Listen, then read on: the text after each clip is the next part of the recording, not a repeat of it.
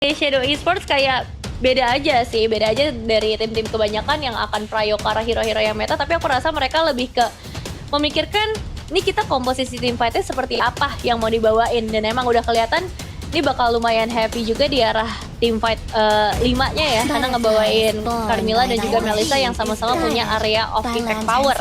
Tapi hal ini juga masih harus dilengkapi dengan jungler yang capable untuk ngikutin temponya, apalagi dengan hadirnya Hilda, berarti hero-hero yang high mobility mungkin bakal jadi andalan di arah jungler ataupun di arah mid.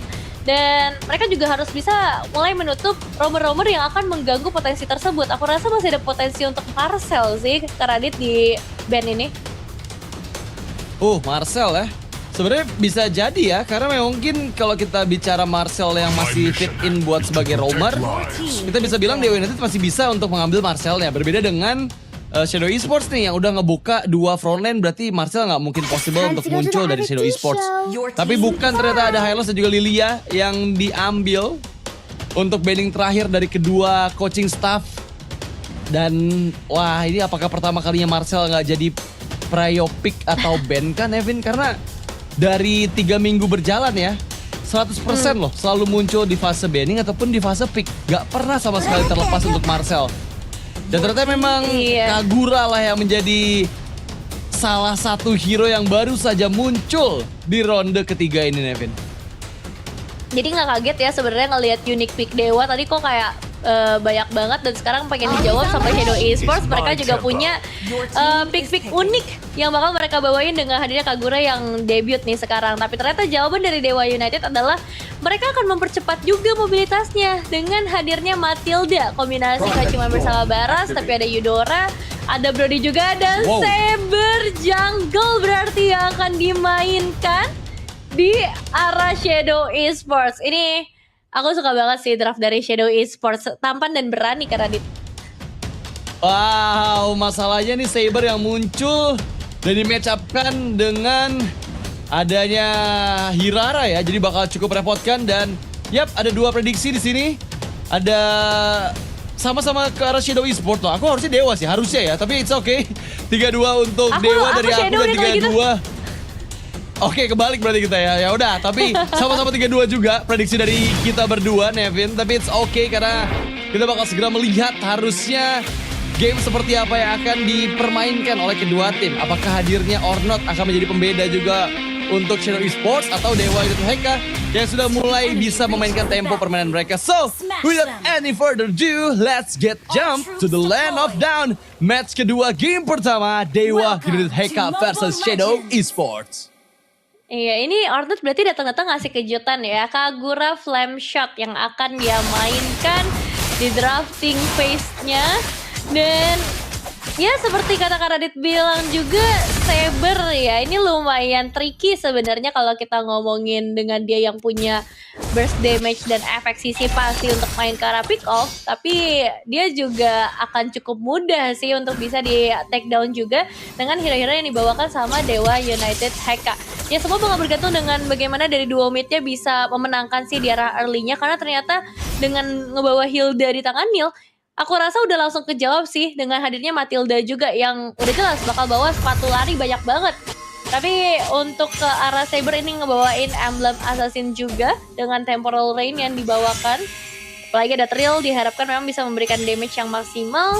Tapi kalau untuk Ornot ada Impure Rage dan juga Brigand Hunter yang dimainkan oleh Ornot untuk mempercepat itemization ya Karadit.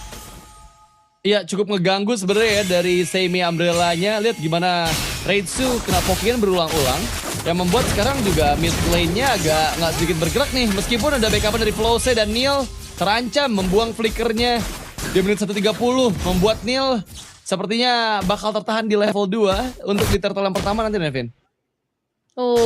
Itu lumayan rugi sih ya, karena nggak bisa berikan gangguan. Tapi lihat Restless. Itu hampir ada first blood kah? Dan memang sepertinya akan coba dikejar karena Nora yang sekarang terancam. Berhasil didapatkan first blood-nya dengan efek immune yang dimiliki oleh Hirara, membuat Flossie juga percaya diri untuk tampil di dalam area turretnya. Namun kali ini memang akan ada trade dengan objektif turtle yang pertama. Chill sudah menyentuh level 5-nya. Granat Retribution yang dibuka membuat itu menjadi keuntungan objektif early game untuk Shadow Esports. Iya sih, kalau kita ngomongin karena objektif memang jadi sebuah keuntungan yang bagus banget buat Shadow, tapi kerja. Wow, langsung triple sweep yang disambut dengan Ornot. Itu yang membuat sudah pasti Matilda di sini nggak bakal terlalu aman ya. Ingat, nggak ada yang membawa Purify dari teman-teman Dewa United, sehingga targeting dari CL itu bisa siapapun, Nevin. Ya bener-bener siapapun sih, mau itu yang tebel-tebel atau bahkan ya kayak tadi ke arah Matilda. Cuman yang tadi pengen aku bilang adalah Dewa United HK. Sebenarnya keuntungan mereka dengan memberikan keunggulan buat Brodinya di early itu efeknya bisa berlipat ganda. Karena kan secara umum memang Brody ini bakal kuat di early laning, ditambah dengan 1 poin eliminasi, dan sekarang Detonas welcome. Wah, masalahnya yang ditangkap adalah Yuumi, terlalu terburu-buru. Curse of Blood dikeluarkan dari Flose. Cukup low, dikejar dengan triple sweep kembali CL yang menebarkan semua pedangnya di dalam area turret, membuat Flose kali ini nggak selamat, Nevin. Oke, jadi sejauh ini masih works ya untuk penggunaan dari Saber itu sendiri. Udah ada 2 target yang menjadi korban, dan salah satunya adalah sang jungler, yang berarti ini cukup berbahaya nih buat keberlanjutan dari Dewa United HK, karena mereka lumayan tertekan, tapi masih bisa ngebalikin keadaan juga. Dan kedua belah roamer pun udah mulai bersiap-siap berjaga-jaga di sekitar area gold lane, karena kedua belah gold laner ini akan sangat dibutuhkan buat turtle yang kedua, apalagi dengan follow up dari para roamer yang sudah masuk ke arah level yang keempat. Udah punya spike powernya masing-masing dan akan jadi penentu apakah Hiraranya masih pengen melakukan kontes berhadapan dengan CL membawakan Saber yang udah pasti bisa pick off 1 ke Radus. Ya sebenarnya dengan adjustment di Saber ya, sekarang kan Saber nggak terlalu sakit ya damage physicals yang bisa dihasilkan. Tapi itu semua ditutup dengan adanya Kagura dari Ornot sih. Karena berulang kali kita lihat setiap ada yang terangkat nantinya oleh CL itu bisa di follow up baik dengan flame shot, nambahin lagi damage, ataupun ya dengan burst dari Yin Yang overturn-nya. Tapi untuk di turtle yang kedua sepertinya Dewa United memilih untuk beradu, gak mau lagi melepaskan objektif yang kedua ke tangan dari Shadow Esports. Karena mereka mungkin tadi terlihat sangat-sangat rapi ya dari setup di turtle yang pertama, sehingga gak ada trade yang bisa dihasilkan dari Dewa United, Nevin. Iya, tapi sekarang mungkin akan sedikit berbeda. Ini udah ada recall dikit ya dari Neil. Whiskey bakal coba untuk ngeganggu sih, apalagi dia punya Detonas welcome. Tapi yang menjadi pertanyaan adalah siapa nih target yang paling optimal untuk bisa dimakan oleh Whiskey, karena sekarang udah mulai dibuka indikasi. Wow, timing yang tepat dengan retribution yang dikeluarkan oleh Flose, berhasil mendapatkan 1 juga. Neil menghilang, Ornot pun menghilang. Bahkan lihat gimana damage yang begitu besar dari Thunder Sword. Tapi kali ini Yari juga tereksekusi. 3 member down dari Shadow Esports, dan Dewa United HK membalikan keadaan dengan begitu cepatnya. Bahkan mereka punya potensi untuk alter turret mid lane juga dikantongin, Nevin. Wah, ini jadinya bukan cuman balikin keadaan ya, tapi habis itu diputer-puter lagi. Karena ngedapetin 1 mid outer tuh rasanya akan cukup pusing buat lawan mereka itu dari Shadow Esports. Kalau ngelihat dengan replay dengan apa yang terjadi juga, jelas ini efek dari damage yang benar-benar besar banget langsung connect karena 3 player. Dan memang inisiasi yang bagus ya tadi dari Reitsu, itu efeknya ternyata bisa cukup maksimal. Ditambah juga mereka dapetin karakter tuh, sekarang kontes lagi di atas. Dan lihat gimana triple sweep-nya digagalkan dengan efek guiding wind. Dan justru malah jadi double kill untuk Restless. Dewa United yang justru malah diuntungkan dari inisiasi yang coba dilakukan oleh Shadow Esports. Dan kali ini 6 berbanding dengan 2, 3000 gold lead yang tiba-tiba dikantongin dalam waktu kurang lebih 2 menit saja, Nevin. Sebesar itu ya impact dari poin-poin eliminasi, karena jatuhnya ke tangan Restless juga sih. Ini kalau misalnya udah ada Sky Pierce akan benar-benar mematikan. Dan kayaknya nggak cuman gold secara general atau secara tim, tapi individual dari Restless akan kerasa beda jauh banget dengan Norea yang belum ngedapetin poin eliminasi sama sekali. Makanya sekarang ketika udah balik ke arah lane naturalnya ya dari Restless sebagai kembali ke bottom lane, ini mungkin akan ngebuat juga dari Norea bisa di pressure abis-abisan. Tapi target ke arah turtle juga nggak boleh dilupakan. Rotasi cepat dan Detonas welcome. Wah, tapi kayak Gwinsky lagi-lagi cuman mau coba mancing-mancing aja ya. Karena tadi sempat kita lihat juga untuk di area Lava Golem sempat ada kejadian yang sama, mencoba untuk makan Neil-nya, tapi karena memang nggak memungkinkan untuk di follow up sehingga nggak bakal dilanjutin. Sekarang memang fokus kedua tim adalah menuju ke area bagian turtle yang ketiga. Dan Gwinsky, ingat dia nggak punya Detonas welcome. akan coba memakan damage yang cukup. Tapi ingat, masih ada Matilda yang siap untuk memberikan covernya, Nevin. Ya masih ada Matilda sih, ini enak banget buat tarik ulur. Tapi ya mereka juga harus memperhatikan ya secara team fight-nya. Karena jangan sampai nih damage dealer utamanya yaitu Rastus dan juga Vilos menjadi korban incaran dari seorang Ciel. Jadi sekarang kita lihat dulu siapakah yang akan ngebuka inisiasi duluannya karena Madel sudah mulai dikirim ke bagian depan. Wah, masalahnya langsung komit karena bagian belakang dan memang Ciel yang dikejar. Terus berhasil diamankan oleh Flose. 2 member down sepertinya dari Shadow Esports karena Neil menjadi korban yang kedua. Memang ada pertukaran tapi masih ada Restless yang ditarik lagi dengan adik Gaining Win. Fokus karena Yami dan double kill from Restless. Looking for triple order one last hit dibutuhkan. Flicker memang tapi menjadi pundi-pundi kill ketiga untuk seorang Restless. Sesuai dengan namanya ya, Restless. Gak ada istirahat sama sekali karena benar-benar dipepet terus. Flicker dikasih gak masalah karena bisa ngedapetin karena or not itu harga yang worth it. Dan memang kalau bisa kita lihat ya, ini inisiasi yang bagus banget loh dari kedua belah frontliner untuk Dewa United ya. Mulai dari ya, Barat yang ngebuka duluan, terus akhirnya kita juga ngelihat power dari Matilda itu sendiri seperti apa. Karena bisa nge-stop siapapun yang lewat, siapapun yang mau dikejar. Dan keputusan untuk Flicker ini adalah keputusan yang sangat tepat karena emang dia cuma butuh range aja supaya bisa ngebuka turn apart memories-nya. Dan efeknya sekarang bertubi-tubi lagi. Shadow Esports dalam bahaya yang cukup besar. Mereka masih punya Melissa untuk ke arah late game, tapi impact dari Kagura di dalam game ini udah mulai aku pertanyakan juga sih, apa rencana sebenarnya dengan Kagura ini karena targetnya lumayan minim ya Kak Radit? Ya sebenarnya Kagura di sini kan buat ngimbangin mid pertama ya, untuk ngasih pressure juga ke arah Eudora kan, karena selain dia bisa ngedodge dari ball lightningnya Eudora, setidaknya dia bisa ngeburst balik dengan ini overturn-nya, atau bisa follow up ke arah Saber ketika triple sweep dikeluarkan. Tapi masalahnya hal itu tidak terjadi lagi semenjak ya kondisi dari turtle yang kedua tadi semua dipegang oleh Dewa United Heka.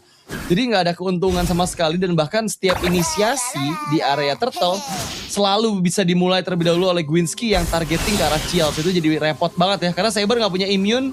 Jadi dia harus pasrah ketika dikejar-kejar sama Barat seharusnya, Revin. Iya juga ya.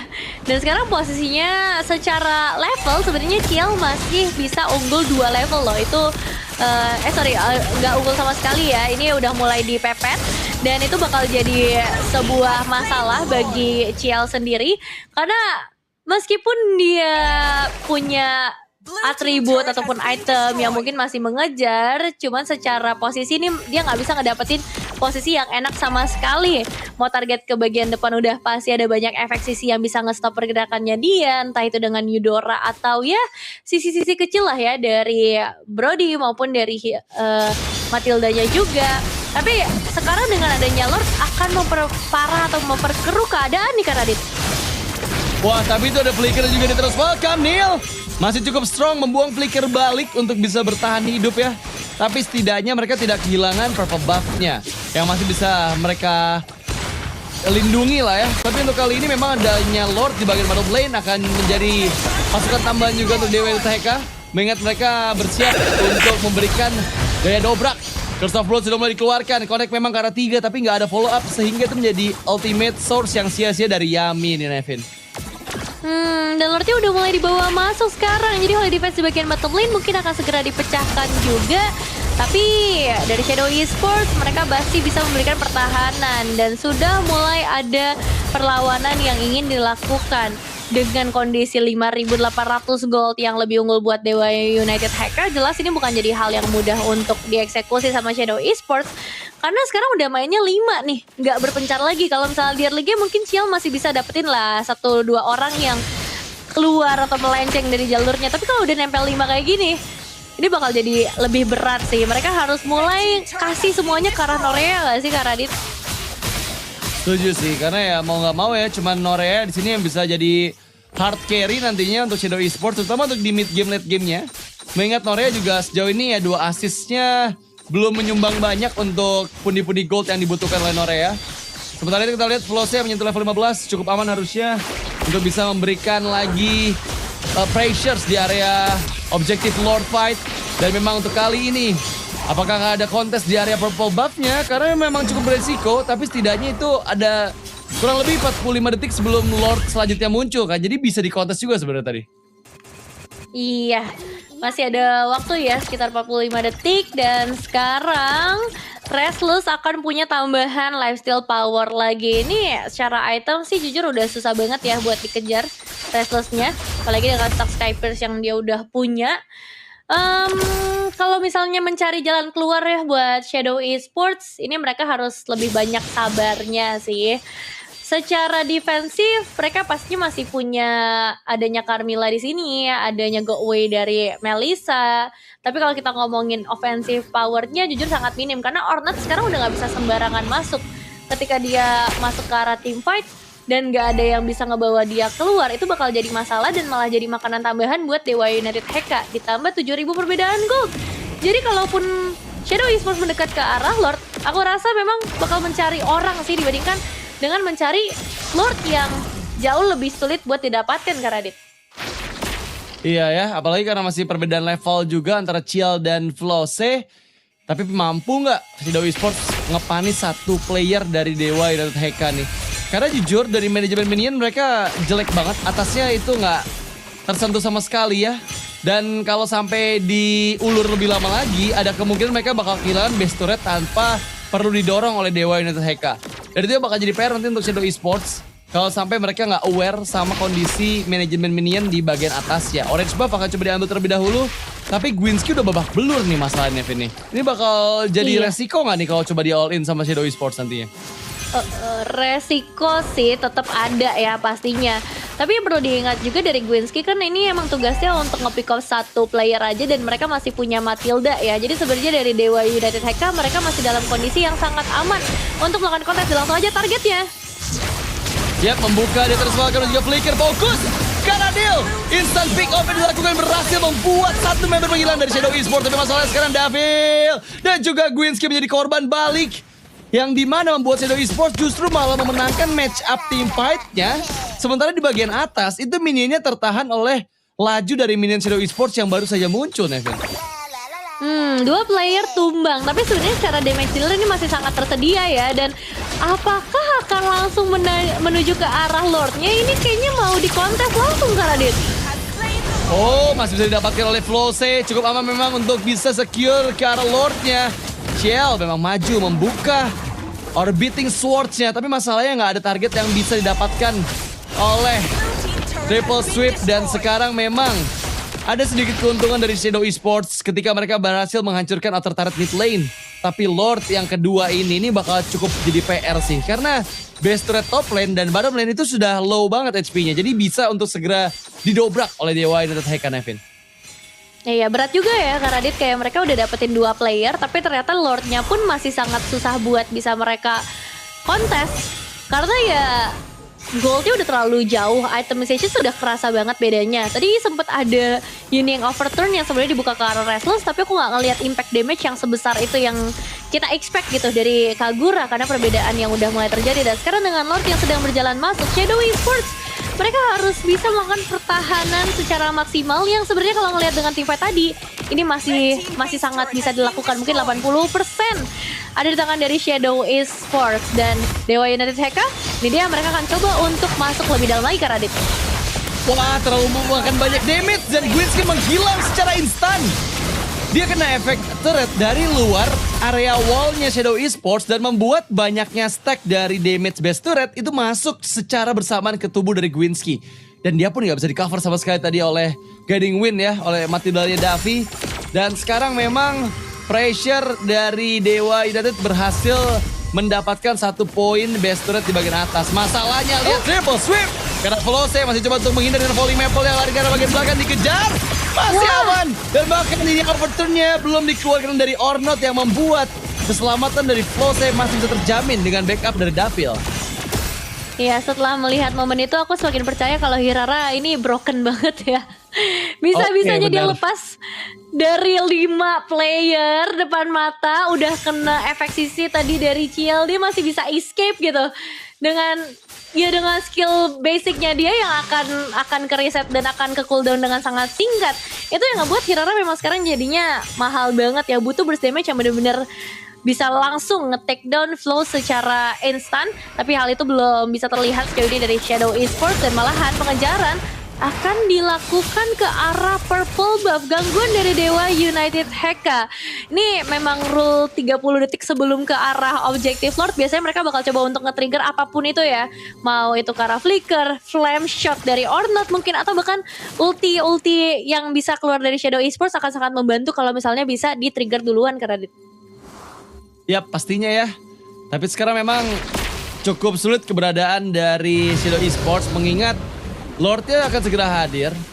Tapi Shadow Esports itu masih harus untuk mengantisipasi laning jauh yang coba ditekan oleh Restless di bagian bawah. Karena mau nggak mau itu akan menggunung lagi dari penumpukan minion yang bergerak dari Dewa dan Heka. Sementara itu Ciel, lihat langkahnya memang ada di bagian tengah meskipun ada Death Welcome, tapi sepertinya terlalu tanky untuk bisa di full commit tadi. Yami ataupun Neil udah cukup sulit ya untuk bisa di instant burst. Masalahnya lihat keberadaan dari Ciel bisa menjadi malapetaka apabila diketahui oleh teman-teman dari Shadow Esports. Jangan lupakan, momentum itu adalah hal terpenting untuk bisa mendapatkan winning condition dari Shadow Esports. Dan sekarang mereka memilikinya. Mencoba untuk teamfight kembali, Neil cukup low.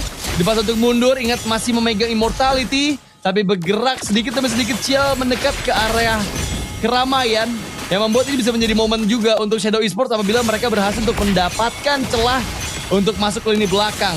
Minion sudah mulai masuk. Ciel sedikit demi sedikit menunggu, tapi Death Welcome kembali karena Neil, karena Yami, dan sekarang memang low. Ornot langsung menghilang di tempat, dan tercatat memang Restlessnya di tangan dari Ciel. Tapi masalahnya sekarang kehilangan dua member bukan jadi kondisi yang baik untuk Shadow Esports. Mereka coba dikejar, ditangkap lagi, terkena immobilize, dan menghilanglah sudah Yami bersama dengan Neil. Bahkan sekarang BC terekspos misalkan Norea seorang diri dengan Neil yang coba untuk bertahan di bagian atas. Tapi masalahnya sekarang udah nggak ada yang terlalu banyak bisa dilakukan. Wepin akan masuk bersamaan juga dengan Norea yang coba untuk merindung, tapi base-nya terbuka. Minion mendekat kembali dan berhasil sepertinya untuk Dewa mengambil poin di game yang pertama.